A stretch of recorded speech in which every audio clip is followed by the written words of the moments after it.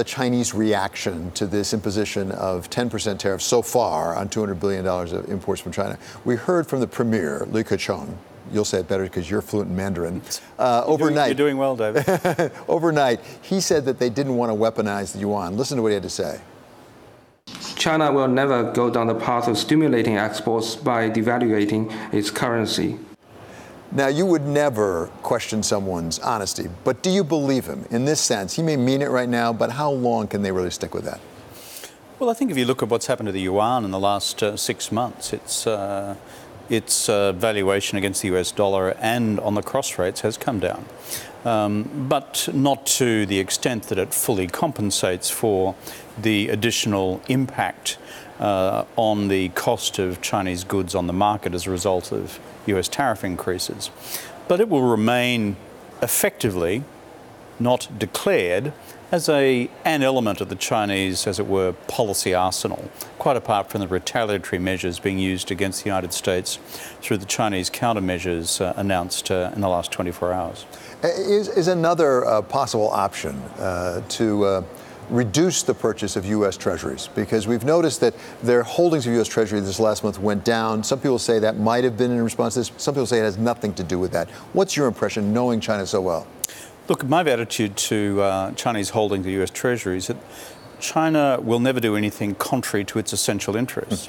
China has an interest, therefore, in making sure that their formidable investment in US Treasuries, which I think is somewhere between $1 and $2 trillion, remains robust in its value. No point in actually exiting out the back door and sending a signal to marketplaces that these things may not be as valuable holdings in the future. That hurts yourself. So I don't think that's part of the policy arsenal at this stage. What you've seen with Chinese holdings of US Treasuries is more of a long-term strategic hedge by diversifying their investment in, let's call it, hard sovereign securities across the world over time, to be less, as it were, dollar-centric in everything that they've got.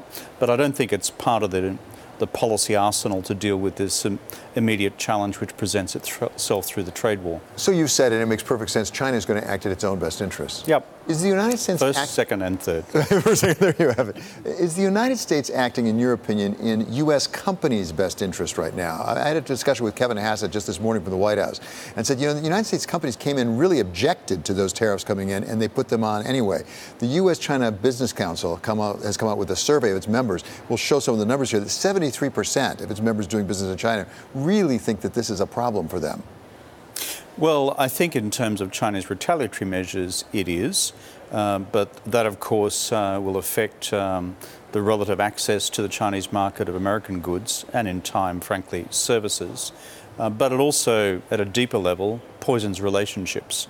If you're doing business on the ground in Beijing, in Shanghai, Chengdu, Xi'an, cities I've been to in the last several weeks, for example, it does have a carryover effect as people in Chinese corporations get the sense that it's problematic to be in long-term business relations with American firms because politics is now coming in over the top of everything. So to answer your question, is the current measures or are the current measures employed by the US administration, are they in the best interests of American firms? It depends which sector you're in and which industry you are located in. To give President Trump his due, I would simply say this. He has certainly caught the attention of Chinese policymakers big time. To begin with, they thought it was all bluff and bluster. Then we had the first tranche of 35 million. Then the second tranche of another 15 to 16 billion, I should say. And now the third tranche of 200 billion. So there is a big debate in China now about how to land this thing, how to find a pragmatic outcome. But I think we're a ways off yet. The big focus of the meeting of the Chinese leadership at the beach this summer in August was on the US-China relationship and specifically the trade war. How do we manage it? Well, and so the question depends in part for U.S. business, how long will this go on? And part of that survey also indicated, as you said, it's not just tariffs going to affect, it's reduction in investment. It's problem with supply chains being disrupted. There's a range of issues that can help U.S. companies. How long can we afford to have that pain as a practical matter? I can't speak on behalf of US firms. That's impertinent on my behalf. But what I can give you a sense of is where I think this thing goes in terms of resolution timetables.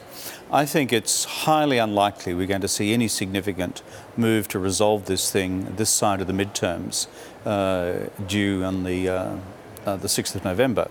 There's a reason for that on the Chinese side. They want to know, one, are they dealing with a stronger or a weaker US president?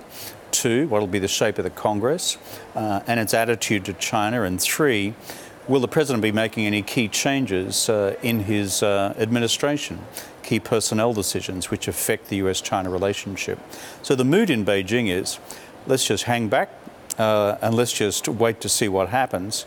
And secondly, the Chinese attitude is, we need to be confident that there is a unified position within the administration, because in our attempts to resolve this so far, American delegations to Beijing, Chinese delegations to Washington, both have floundered at the end of the day because there was fundamental disagreement within the economic team in the White House as to what the final American, as it were, negotiating position is. So what's my prediction?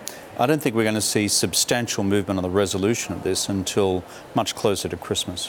What sort of larger effect on global trade flows is this likely to have? Will it actually reduce the growth in global trade, which has been fairly consistent since World War II, frankly? If the measures are now being embraced by China and the United States begin to affect radically global supply chains, then it is potentially disruptive.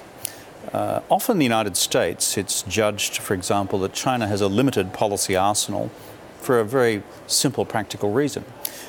China currently exports $500 billion per year to the United States. The United States currently exports about $140 billion, $150 billion to China. Therefore, whatever measures the Chinese impose on American exports is not going to match quantitatively the impact that American measures on Chinese exports to the United States. But here's the rub. If the Chinese get backed further into a corner, one of the measures in the Chinese policy toolkit is for China to begin considering the taxation of, shall we say, American componentry in the global supply chain before that final good lands in the Chinese market.